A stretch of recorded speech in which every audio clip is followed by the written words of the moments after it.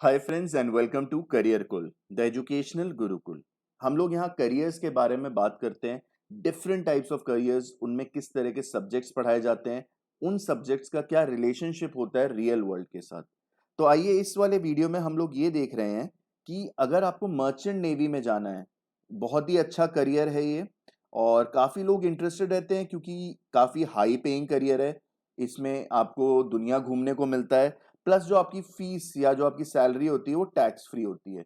तो merchant navy में दो तरह के काम होते हैं, एक डेक साइड होता है और एक इंजन साइड होता है। इन दोनों की पढ़ाई अलग अलग होती है।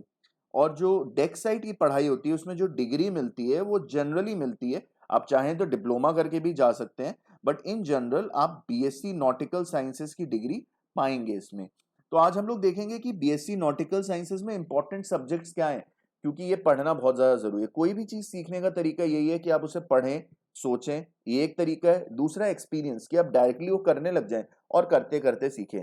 बट जॉब में करते करते सीखने का जो है टाइम थोड़ा कम होता है। तो अगर आप उसे पहले से भी थोड़ा सीख के रखेंगे तो काफी अच्छा रहेगा। तो आइए देखते हैं इसका यूज क्या है रियल वर्ल्ड में इन सब्जेक्ट्स का जो हम लोग पढ़ेंगे। पहला आता है नेविगेशन। पूरी शिप है, अब हमें शिप को एक जगह से दूसरी जगह लेके जाना है।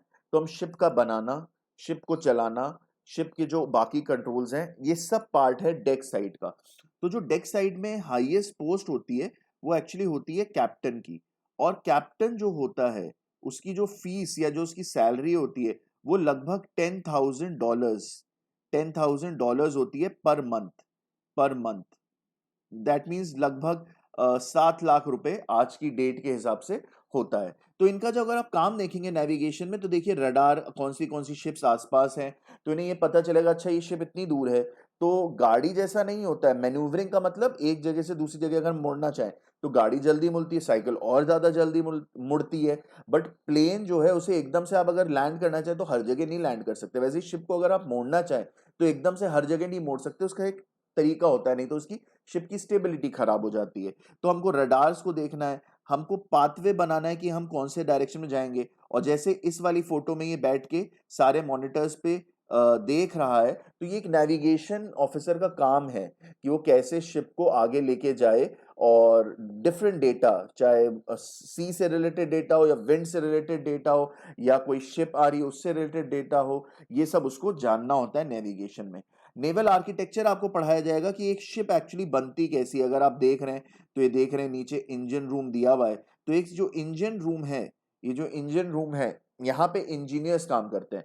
बट नेवल आर्किटेक्चर में आपको पूरी चीज बनानी सिखाई जाएगी। तो इसमें जो है इसका डिजाइन, दैट मीन्स हाथों से भी सिखाया जाएगा। डिजाइन में लेंथ ब्रेथ, कितना स्ट्रेस ले सकता है, कितना टॉपल करने के लिए स्ट्रेस लगेगा, आगे की तरफ अगर जो है कितना हम लोग को फ्लोट करने के लिए ये एक्स्ट्रा देना पड़ेगा। तो ये सब कुछ डिजाइन का पार्ट हो जाता है नेवल आर्किटेक्चर में कि अब शिप को कैसे बनाएं। और इसमें आपको सॉफ्टवेयर भी सिखाए जा सकते हैं। दो, नेवल आर्किटेक्चर अपने में एक बहुत बड़ी फील्ड है, शिप बिल्डिंग अपने में बहुत बड़ी फील्ड है। जैसे कि एरोनॉटिकल है, तो एरोनॉटिकल में प्लेन्स बनाए जाते हैं, एरोस्पेस है जिसमें मिसाइल्स और सैटेलाइट बनाई जाती है। वैसी नेवल आर्किटेक्चर है जिसमें शिप्स बनाई जाती हैं, बोट्स बनाई जाती हैं, यॉट्स बनाई जाती हैं। तो उन तरह की कंपनीज में भी आप काम कर सकते हैं। फिर आते हैं इंजीनियरिंग कंट्रोल में। ठीक है, हमने शिप तो पूरा बना लिया और हमने नेविगेशन भी समझ लिया कि हमें जो बाहर से डेटा आ रहा है, बट अंदर हमारी शिप में जो पंप्स लगे हुए हैं, जो टर्बाइंस लगे हुए हैं, जो बाकी के इंजीनियरिंग के मटेरियल लगे, इंजीनियरिंग की मशीन्स लगी हैं, उन्हें समझने के लिए आप यहाँ देख रहे हो ये प्रेशर वॉल्ट है, प्रेशर समझना है, टेम्परेचर समझना है, कोई चीज ऑन करनी है या ऑफ करनी है, कोई इंजन को ऑफ करना है, स्पीड हमें कितनी चाहिए टरबाइंस की। ये सब इंजीनियरिंग एंड कंट्रोल सिस्टम है जो आपको फोर्स देगा या पावर देगा शिप को बढ़ाने के लिए, मैन्यूवर करने के लिए। अगर लेफ्ट मुड़ना है तो वैसा स्पीड देगा या वैसा पावर देगा, राइट मुड़ना है तो वैसी स्पीड वैसी पावर देगा, जो आप यहाँ के बटन से कंट्रोल कर सकते हैं। तो जो डेक साइड में कैप्टन होता है या जो इवन लोअर साइड में भी जो लोग हैं इनके नीचे, उन सबको ये सब सीखना पड़ेगा। एक्चुअली नॉलेज होनी चाहिए, ये नहीं कि स्किल हो कि वो कर लें पूरा का पूरा, लेकिन उनको नॉलेज होनी चाहिए, थोड़ी स्ट्रैटेजी भी होनी चाहिए जो स्किल के आगे आती है, दैट इज विजन। तो एक विजन भी सोच सकते हैं एक ट्रायल एंड एरर का, बट मोस्टली उन्हें नॉलेज होनी चाहिए कि इंजीनियर्स के साथ काम करें।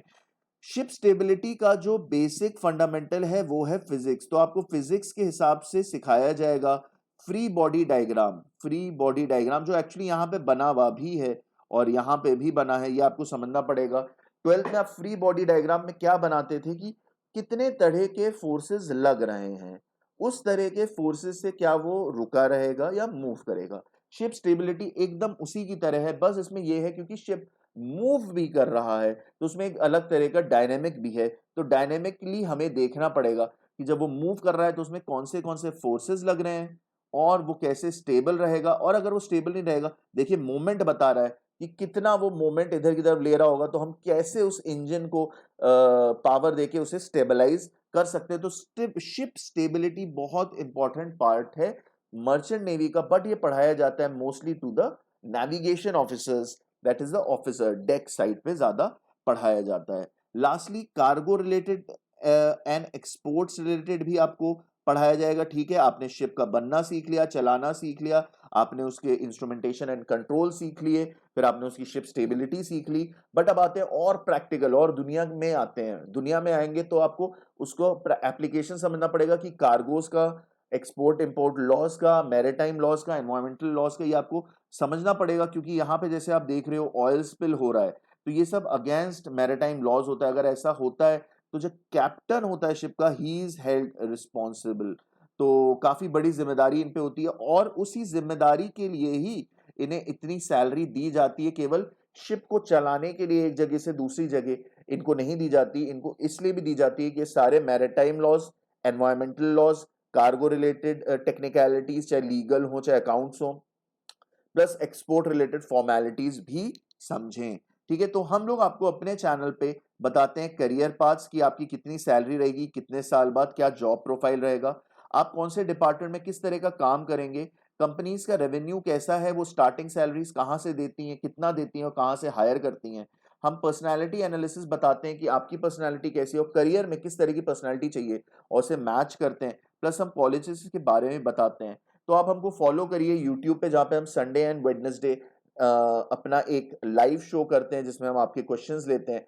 प्लस आप फेसबुक एंड इंस्टाग्राम पे भी हमको फॉलो कर सकते हैं जहां पे हम time to time free giveaways and free material देते रहते हैं। So thank you very much, this is career cool, the educational Gurukul.